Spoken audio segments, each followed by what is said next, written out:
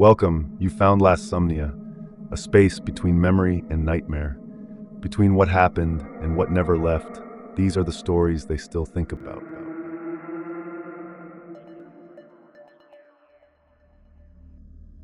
I'm Nathan, and this happened back in 2016 when I was 29. I'm originally from upstate New York, near the Catskills, but at that time I was living in a studio apartment in Albany, doing IT support. I hated city noise, always wanted to build a place, out in the woods somewhere. I didn't have much money, but I was good with my hands, and I had this dream of building a simple off-grid cabin where I could disappear on weekends. By summer 2016, I had saved enough to buy a small plot of land out near Wells, New York, a little over 4 acres of mostly pine and maple, pretty remote, but with a rough gravel road leading to it. There was no cell signal, no running water, nothing but trees, bugs, and the sound of the wind. It was perfect. Most weekends, I drove out in my 2006 Subaru Forester with tools packed in the back, a little propane stove, some jugs of water, and this huge blue cooler I borrowed from my brother. I was building everything from scratch.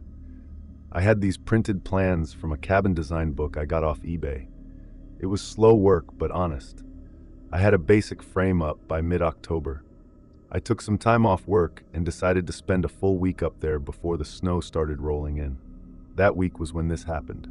It was Tuesday, around 4 in the afternoon. I was outside cutting some insulation board for the inner walls when I heard the crunch of boots on dry leaves. I looked up and saw this couple walking down the old access road like it was a hiking trail. They looked kinda out of place. The guy had long hair, like in his 40s, wearing a Carhartt jacket, jeans, and carrying what looked like a leather pouch. The woman was in a black hoodie and these ripped jeans that didn't seem warm enough. She had this odd tattoo on her neck. It was faded, but I could tell it was a pentagram. They didn't acknowledge me at first, just kept talking to each other like I wasn't there. They were having some weird debate, like about enlightenment or something. I caught phrases like the threshold and spiritual bypass. It was strange, new agey stuff, but what got me was how intense they sounded. Not angry, just emotionally invested in whatever they were saying, like a sermon. I cleared my throat and said, "Hey, this is private property." The guy looked over like he hadn't even noticed me until then. He smiled and said, "Oh yeah, sorry, we're just passing through. Beautiful land you got here." The woman just stared at me with this half smile, no blink, just locked eyes for a second too long. They walked off to the south, deeper into the woods. I watched them disappear into the trees, and even though nothing had technically happened, I had this tight feeling in my chest. I don't even know why. That night, I cooked some pasta on the propane stove and had a small fire in the ring I made with some cinder blocks. I stayed up late reading this survival manual I had from my dad's old army box. Around 1 a.m., I heard what sounded like one of those giant vacuums they use at car washes, a loud whoosh that lasted about 2 seconds and then just stopped. Not a tree falling, not wind, like a pop of pressure being released. I grabbed my flashlight, threw on a hoodie, and walked out toward the direction of the sound. I don't know what I was expecting, maybe a tree crash or an animal, I don't know. But the deeper I went, the quieter everything got. After like 15 minutes of walking, I spotted something through the brush. There was a dim glow, like someone had a lantern set down on the ground. As I got closer, I saw the couple again. They were about 30 feet ahead, in a small clearing. The woman was lying flat on the ground, her hoodie pulled up, exposing her stomach. The man was standing over her, pouring something dark and red over her belly in a slow spiral pattern. It looked like wine, but it had this syrupy thickness to it. They were chanting something under their breath, rhythmically. I only caught a few syllables. Aina, Terra, Bori, Nash. Nonsense words, maybe. Or something real, I don't know. I stepped on a twig, and the guy jerked his head toward me. "You guys all right?" I asked, my voice shaking more than I liked. The woman shot up, just like that. In one motion, she was on her feet with a knife in her hand. I didn't even see her grab it. She slashed the man across the chest like she was gutting a fish. He didn't make a sound, just dropped to one knee and held his shirt. And the woman turned to me and took a step forward, tilting her head, still holding the knife. I turned and bolted. I didn't know the woods that well at night, and I kept tripping on branches and roots. Somewhere along the way, I clipped my arm on a broken limb or something. It was bleeding bad. I kept running until I saw the reflection of my flashlight bouncing off the frame of the cabin. I dove into the unfinished doorway, slammed the piece of plywood across the opening, and just sat there shaking. The couple never followed. I just sat on the floor with a knife in one hand and my flashlight in the other, wrapped in an old fleece blanket. By morning, I packed up and left. Took everything I could fit in the car and drove straight back to Albany. I didn't report anything. What would I say? That I saw a weird couple doing blood rituals and then a stabbing? Who would even believe me? I stayed in the apartment until spring. After that, I sold the land, didn't even try to finish the cabin. Told the buyer I had a change of plans. Years later, in 2021, I was back up in the area visiting a friend who moved near Lake Pleasant. We were driving past the back roads and I asked him to take a detour just for curiosity. We drove up past where my lot used to be. The guy who bought it had cleared a bunch of trees, added a gravel driveway, and built a whole new structure, a modern cabin with solar panels and a deck. But what caught my eye was the trailhead near the south end of the property. There was a handmade wooden sign on a post that said, "No trespassing, private path." It was new. I didn't say anything to my friend, just stared out the window as we drove off. To this day, I don't know what happened out there. I don't know if it was a ritual, a drug trip, or something else. But I do know this. I never go camping alone anymore. And I never build anything in the woods without telling someone exactly where I am. Because some things just don't make sense. And some people, they're not lost. They know exactly where they are, and they're waiting for you. I run a YouTube channel called Wilderness Tracks, where I post solo hikes, camping videos, and nature footage. I've always been the kind of guy who likes being away from people. Cities make me tense. I grew up in rural Tennessee, in a small house on the outskirts of Winchester, right where the forest begins and the pavement ends. Even as a kid, I'd go wandering off for hours into the woods with a camcorder, recording frogs and creeks, talking into the mic like a TV host. Fast forward to 2023 and I'm in my early 30s, still doing what I love, except now I do it for a living. I make money off YouTube ads, Patreon donations, and Amazon affiliate links from the gear I use. I'm not famous, but I've got a small, loyal audience that watches my stuff religiously. I usually keep to Tennessee and northern Alabama, but in September 2023, I took a trip out to Kentucky to film a new series in the Daniel Boone National Forest.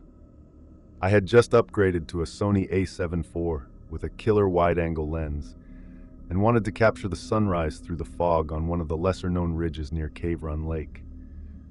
I had scoped it out a few weeks prior using Google Earth and an old hiking forum. It was about a 2.5-mile hike from the trailhead, and I planned to get there at dawn. I left my motel around 4:15 a.m. I was staying in a little roadside spot called the Wood Creek Inn, run down but clean enough. I grabbed a banana, a gas station sausage biscuit I had in the mini fridge, and a Red Bull. I remember debating whether to wear my thicker boots because the weather was weird, humid but cool, like the air hadn't made up its mind. I parked at a gravel pull-off off Forest Service Road 913, right next to an old, faded green sign that just said, Pine Ridge Trail.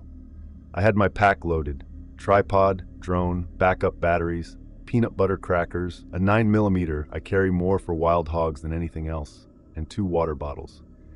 The sun was still below the horizon and the forest had that eerie, muffled quiet. Just bugs and the occasional rustle in the leaves. It always creeps me out a little when it's that quiet. I started filming just past 5 a.m., doing some intro clips and B-roll of the trail and trees. I must have walked for about an hour, stopping every so often to film different shots. I got to this ridge that looked out over a thick blanket of fog sitting in the valley below.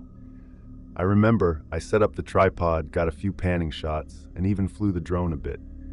I was crouched down, adjusting the exposure settings on the camera, when I heard what sounded like a branch cracking behind me.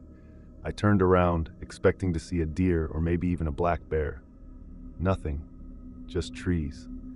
I did a full 360, checking with my flashlight, but there wasn't anything out of place. I figured it was a squirrel or a raccoon, but something about it bugged me, like it was louder than a squirrel should be. Anyway, I kept filming.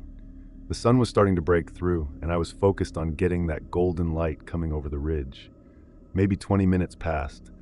I was panning the camera slowly across the treetops when I saw something move. Not on the ridge, below. In the woods about 100 feet away. It was a figure. I thought it was another hiker. Female, long dark hair, pale skin. She was walking, kind of slow and jerky, through the underbrush. I assumed she had come from the other trail, maybe bushwhacking her way up. But then I looked closer. She wasn't. Right. Her head looked too big for her body, like the proportions were off. Her walk didn't have that human bounce or rhythm. It was like her limbs were too loose. The most disturbing part, though, was her face. It looked like it had been rearranged. The eyes were too far apart or too big, and the mouth was crooked, almost diagonal. At first I thought she was wearing some kind of mask, like a plague doctor mask or something, but it didn't look like plastic or cloth. It looked like skin. I slowly turned my camera away from her. Something in my gut told me not to film her, not to even look too long. I packed up as calmly as I could and started heading back down the trail. My plan was to walk steady and not panic. Maybe she was sick, maybe she needed help, but every part of me screamed not to get involved. About 10 minutes into the hike back, I got that instinct again, the one that makes the hair on your neck stand up. I stopped walking and just listened. Nothing, but I could feel something behind me. I turned my head slowly. She was there, like 10 feet behind me. Same jerky walk, same twisted face, no sound, not a single twig breaking. My legs just gave out. I don't mean I tripped or slipped, I mean my knees buckled. I dropped onto the dirt like I'd just been zapped. I turned around fully, heart pounding out of my chest. She was gone, just gone. I lay there for a good minute, trying to catch my breath. I could taste metal in my mouth. My hands were shaking so bad I couldn't even open my water bottle. I finally got to my feet and just started walking, slow, measured steps. I didn't even care about filming at that point. I just needed to get back to the car. When I made it back to the gravel pull-off, I sat in the driver's seat for a solid 15 minutes before turning the key. I didn't call anyone, didn't upload the footage. I checked my camera later, nothing. The part of the footage where I had seen her in the trees was glitchy and pixelated, like it had been corrupted. Everything before and after was fine. I still have that clip saved on a hard drive, but I've never shown anyone. I didn't even tell my girlfriend until a few months later. She thought I had heat stroke or maybe was dehydrated, but I know what I saw. After that trip, I stayed away from solo shoots for a while. I started doing gear reviews and studio videos instead. People in the comments kept asking why I stopped the nature hikes. I never replied. The weird thing is, since then, I've had moments where I swear I see her again. Not clearly, but in reflections. In the rearview mirror. Once in the frozen door at a gas station in Ohio. Just a flicker.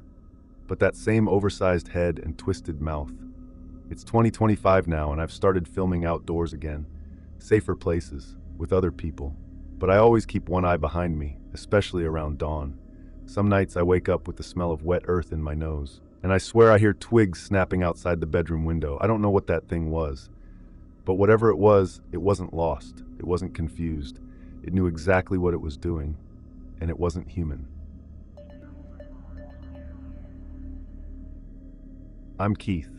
I've been going by Keith on the internet too, just because I'm not really one for usernames and screen names. If you met me in real life, I'm the type of guy who keeps his Spotify public with zero shame. I used to run a car detailing gig in Tennessee. This happened in 2019, way before all that lockdown madness hit. I was still living in the old family house in Tennessee, right up in the Smoky Mountain area, east of Knoxville. My dad had passed 2 years earlier, and my mom had already moved down to live with her sister in Georgia, so I had the place to myself. It was nothing fancy, just a 2-bed, 1-bath fixer-upper on about 3 acres of mostly woods. It was late August. I had just wrapped up a long week detailing 3 commercial trucks and 2 client SUVs that were wrecked with dog hair, kids' cereal, and spilled milk. My back hurt like hell. I had this little Sunday routine where I'd make a turkey sandwich, throw some Tostitos on the side, chug half a bottle of cold Gold Peak sweet tea, and then walk off the rest of my day out on the trail behind my house. This trail wasn't some maintained park path. It was more like a stomped-down deer trail that locals who knew about it would use every now and then. It cut through the woods, went past this little stream, and then kind of looped back around near an abandoned hunting shed from the 80s. Nobody touched that thing in years. That Sunday, I left the house around 6:10 p.m. Sun was still out, bugs were chirping, and I was wearing these gray mesh sneakers I got off Amazon. They weren't even real branded, but they were comfortable. I had on some gym shorts and a black sleeveless shirt with Gator Gym written in faded letters. I also brought my side bag with me, the olive green kind you sling across your chest. It had my wallet, keys, a small flashlight, my pocket knife, and a half-eaten payday bar. Don't ask me why I kept that in there. I just forgot about it. The walk started like normal. About 10 minutes in, I was past the stream, and I took a second to stand on one of the big flat rocks and just breathe. I remember swatting a mosquito off my shin and seeing a water snake slither by. I checked my phone for the time. It was 6:27. I had about 45 minutes of light left. As I kept walking, I noticed something that stopped me. On the left side of the trail, probably 40 feet into the brush, I saw movement. It was too upright. I thought it was another hiker or a hunter, maybe scouting. But then this man stepped forward, shirtless, barefoot, and completely silent. He had these faded cargo pants on and a long face, real long, like his features were stretched, thin, wiry build. He didn't even look at me directly. He was facing forward, but walking parallel to me, just off the trail, through the trees. Now, if you've ever walked through woods without a trail, you know there's sticks, spider webs, thorns. It slows you down. But he was moving through it like he'd done it 1,000 times. No stumble, no branch snapping underfoot. He didn't say a word. I slowed my pace just slightly and tried to ignore it. Maybe he was camping nearby. Maybe he was on something. I had my knife in the side bag but didn't touch it yet. I walked for another 2 minutes, and when I glanced back left, he was still there. Just walking. Same speed as me. Still not looking. Still dead quiet. My hands started to sweat. I could hear my own breath more than I could hear his footsteps. That was the creepiest part. There was no sound from him at all. I picked up my pace a little. Nothing crazy. Just enough to get ahead. I could see the trail curve back in about 100 feet. There's this one log that had fallen across the path from a storm last spring. I figured once I hit that log, I'd stop and pretend to tie my shoe or something and see if this guy kept going. When I reached the log, I crouched and untied my already loose sneaker. I kept one eye on the left side. Sure enough, here he came. But this time, he had something in his hand. I don't know how he got it so quickly or where he pulled it from, but it was this long piece of iron, rusted, about 2 feet long, and it had a sharp end. Not quite a blade, more like a twisted rebar that had been sharpened to a point. He finally turned his face toward me. His eyes didn't match. One was wide and watery, the other was nearly shut. He looked like he hadn't slept in days, maybe weeks. There were deep scratches on his shoulders and across his chest. His lips were cracked like he'd been out in the sun too long, and when he smiled, because he did, his teeth were black at the gums. I stood up slowly. We stared for about 3 seconds. Then he stepped forward fast. I swung my side bag up, wrapped my left arm in the strap like a shield, and backed away. When he lunged, I held the bag up and caught the swing. The iron spike hit it hard. It punctured through one side of the canvas, but didn't go all the way through. I shoved it into his chest and ran. I didn't look back. I ran like I never ran before. I almost lost my footing twice, once tripping on a root and once sliding in wet leaves. I heard crashing behind me, heavy feet tearing through the brush. I didn't scream, I didn't cry. I just ran. And the whole time I kept thinking, don't fall, don't fall. When I broke through the trees and saw my backyard, I didn't even stop. I ran right up the steps, slammed my back door shut, locked it, and grabbed my shotgun from the cabinet. Sat on the kitchen floor with it across my lap. I checked the bag after calming down. That iron thing tore straight through my flashlight and cracked my vape pen in half. If it weren't for that bag, I might have had a hole in my gut. I called the sheriff's department. They sent out 2 deputies, but found nothing. No tracks, no weapon, no sign of a man at all. There have been reports before. Feral folks, they said. People who live deep in the woods, no ID, no home, sometimes mentally unstable. He said you'd be surprised what the woods keep hidden. I didn't walk that trail again for almost a year. In 2020, when the pandemic hit, I moved out and leased my family house to a couple who were real into gardening and off-grid living. I took my gear, my tools, and moved into a small 1-bedroom near Oak Ridge, closer to town. I started working part-time at an auto shop, doing detailing on weekends.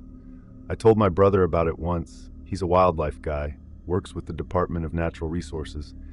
He said it could have been a hallucinating meth user or some guy with a mental break. That was the last real walk I took in the woods alone. And to this day, I don't know who he was.